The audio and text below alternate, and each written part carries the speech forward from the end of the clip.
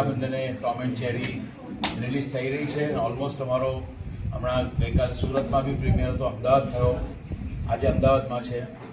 અને જેટલા બે પ્રીમિયર થયા બધાના ખૂબ સુંદર રિસ્પોન્સ અને પ્રતિભાવ આવ્યા છે. કારણ કે લોકો એક બહુ સારી કમેન્ટ આપી કે ફિલ્મો ઘણી બધી આવે છે, બધી જુદા વિષયોની આવે છે, પણ આ વિષય બહુ જુદો છે. એ બધાને બહુ અપીલ થયું કે આમાં 8 વર્ષથી લઈને 80 વર્ષ સુધીના બધાને મજા આવે એવી વાત છે. અને છેલ્લે એન્ડ ઓફ ધી ફિલ્મ એક સરસ, દરેક ફેમિલી માટે એક સરસ મેસેજ છે.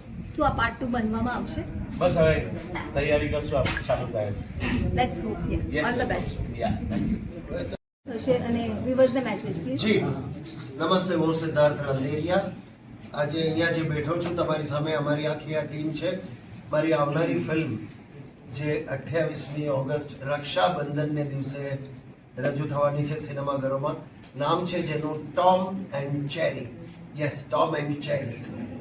સરસ મજાની ફેમિલી એન્ટરટેનર ફિલ્મ છે દોસ્તો.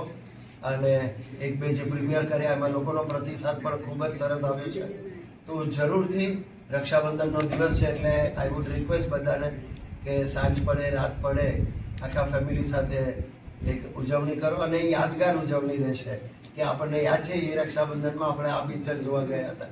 એ ટાઈપની આ ફિલ્મ છે અને સરસ મજાનો મેસેજ પણ એમાં છે. બીજી એક જાણકારી આપી દઉં તમને, તો આ ફિલ્મ સાથે ઝી સ્ટુડિયો સંકળાયું છે. ઝી સ્ટુડિયોની આ પહેલી ગુજરાતી ફિલ્મ છે, જે ખરેખર ખૂબ જ આનંદની અને ગર્વની બાબત છે અમારે માટે, આપણા સૌ માટે, ગુજરાતીઓ માટે, કે આજે આવા મોટા મોટા પ્રોડક્શન હાઉસ પણ આપણા ગુજરાત તરફ વળી રહ્યા છે અને આપણી ફિલ્મને સપોર્ટ કરી રહ્યા છે. એટલે ખરેખર ખૂબ જ આવકારદાયક વાત છે. અને મેં આ મૂવીમાં ટોમનો રોલ પ્લે કર્યો છે, ટોમ એન્ડ જેરી. અને આ સ્ક્રિપ્ટ કેવી રીતે મળી અને તે કેવી રીતે ફિલ્મ પસંદ કરી? મેં આના માટે અમદાવાદથી બરોડા જઈને ઓડિશન ક્રેક કર્યું હતું. અને મને પહેલાંથી આમાં થોડુંક ઇન્ટરેસ્ટ હતો. અને હું 6 વર્ષનો હતો ત્યારથી હું નાની એડ ફિલ્મ્સ અને એ બધું કરતો હતો. અને ત્યારથી મને થોડુંક હતું કે આવી રીતે એક ફિલ્મ કરવી છે. ખાસ તારા રોલ વિશે કે?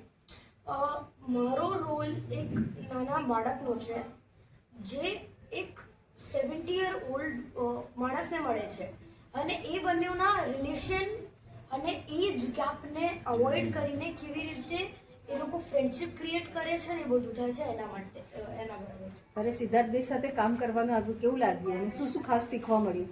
મને બહુ જ મજા આવી. એટલે એમના જોડેથી હંમેશા બહુ જ બધી વસ્તુઓ શીખવા મળે છે, કેમ કે એમની જોડે એટલો બધો એક્સપિરિયન્સ છે કે એમને એટલું બધું ખબર છે કે આપણે એમની જોડે રહીએ ને તો પણ બહુ જ વધારે ટાઈમ લાગે એમની બધી વસ્તુઓ જાણવામાં, કેમ કે એમને બહુ જ નોલેજ છે આ એક્ટિંગ અને એ બધાનું.